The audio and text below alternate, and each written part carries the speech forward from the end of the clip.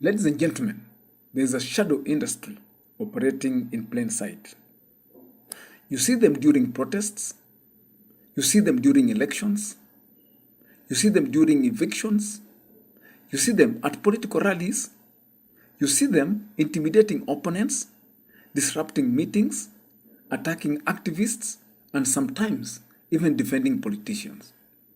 They are called many names: hired crowds, political militia, street enforcers, youth brigades, social volunteers, and even mobilizers. But in everyday language, people simply call them goons.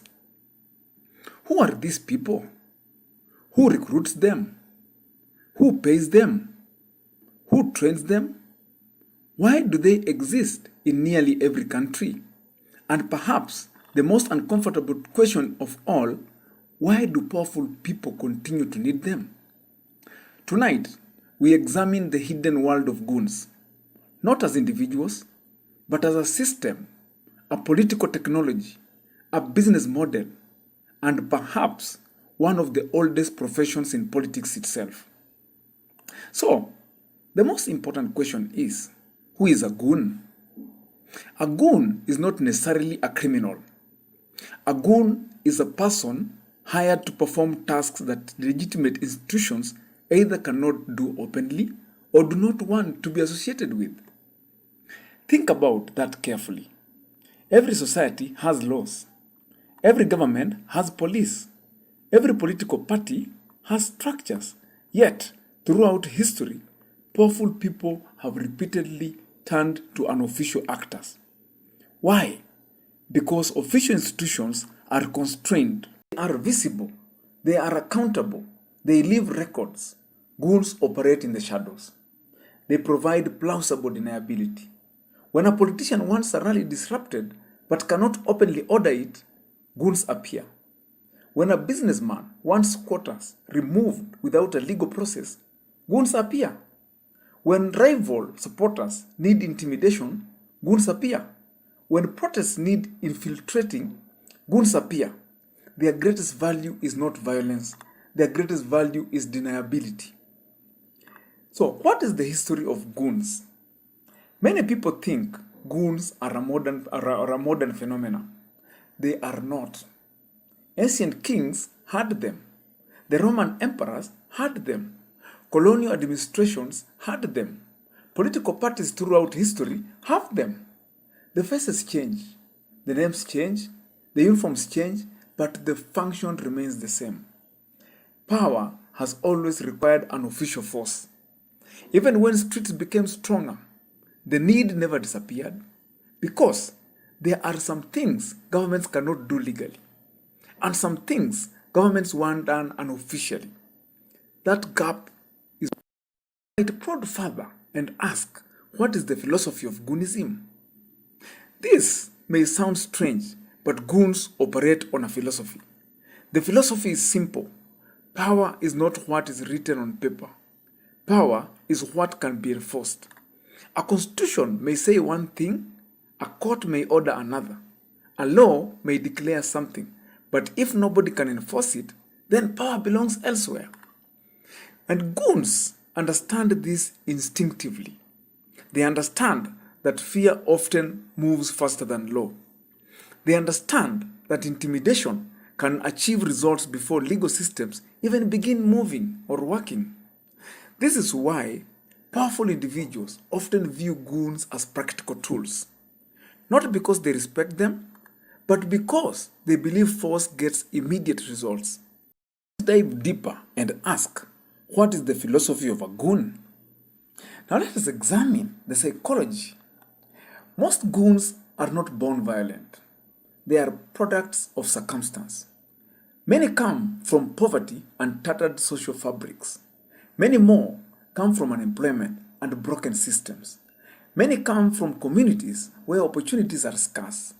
But the elephant in the room is what makes someone become a goon. Here, we are encouraged to find sense in three important things. The first one is the identity. Every human being needs belonging. A gang offers identity. A political group offers identity. a powerful sponsor offers identity. Suddenly, an employed young man becomes someone important. Secondly, it's recognition. Society ignored him. Now politics know his name. Businessmen call. People fear him. Fear becomes respect in his mind. Thirdly, there's an element of income. This is one of the most important elements in the whole cog. He gets paid. The goon discovers something dangerous. Power has market value. This is where things become interesting. Goons exist because there's demand. Where there's demand, there's supply. Which means goonism is an economy that is capable of holding its own water. A businessman, a marketplace, someone pays. Someone delivers, someone profits. Think crowd mobilization costs money. Protection costs money. Intimidation costs money. Counter-protests cost money. Political visibility costs money. Someone is always paying. This creates a political labor market. Who finances goons? The answer is uncomfortable. Almost everyone with interest to protect.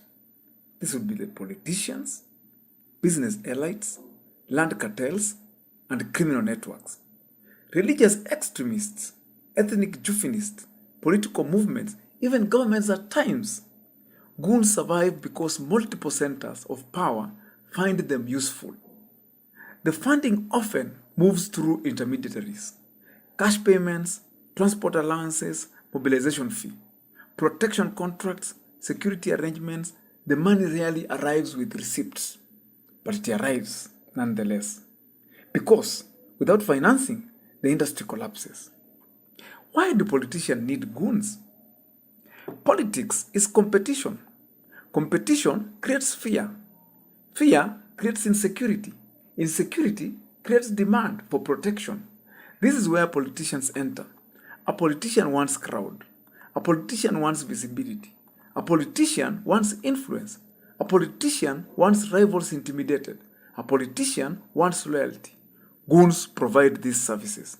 The politician gets muscle. The goons gets money. The relationship becomes transactional. Neither side necessarily trusts the other, but both need each other. Let's look at a different type of goon, and that is the social media goon. The modern era has created a new breed, a digital goon. They don't carry sticks, they carry smartphones. They don't throw stones, they throw narratives. Their job is to attack critics, spread propaganda, manufacture outrage, create trends, destroy reputation, control conversation.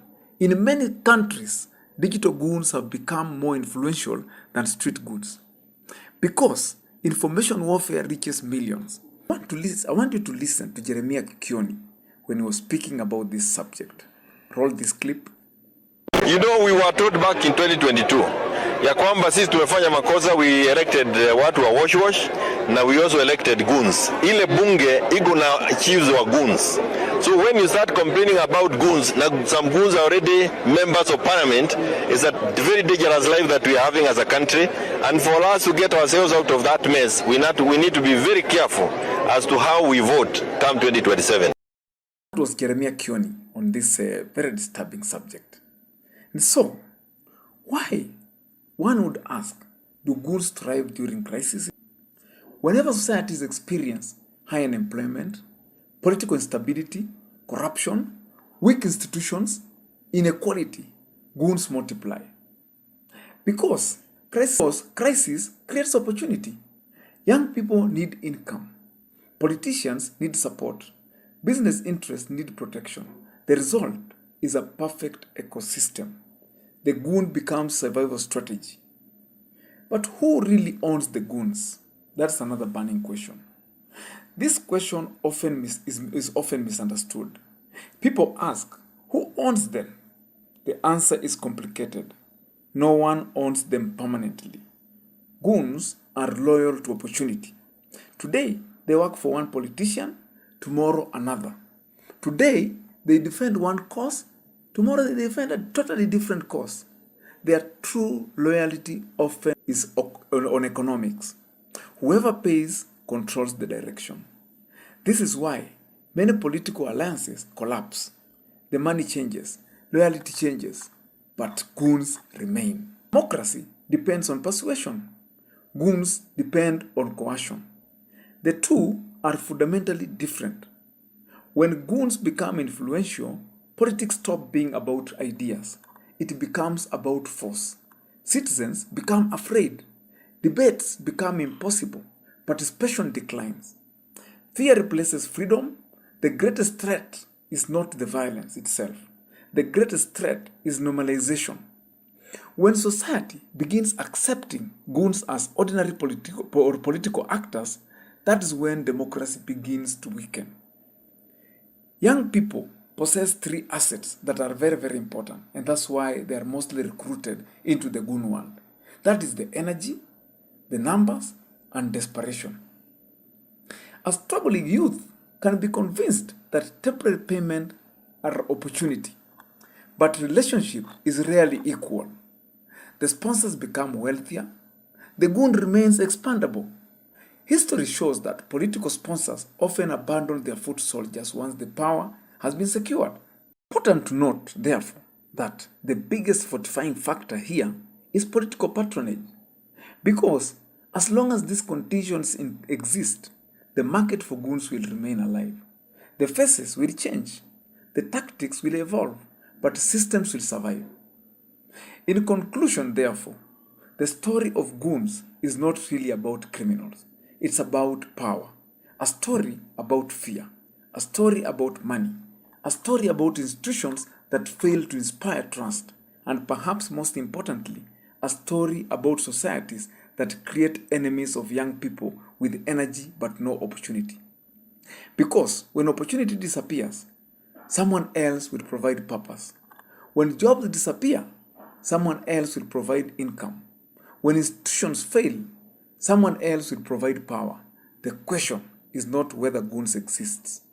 The question is why societies continue producing them. And until the question is answered, the business of goonism will continue flourishing in the shadows. I am Daggy Nabakwe.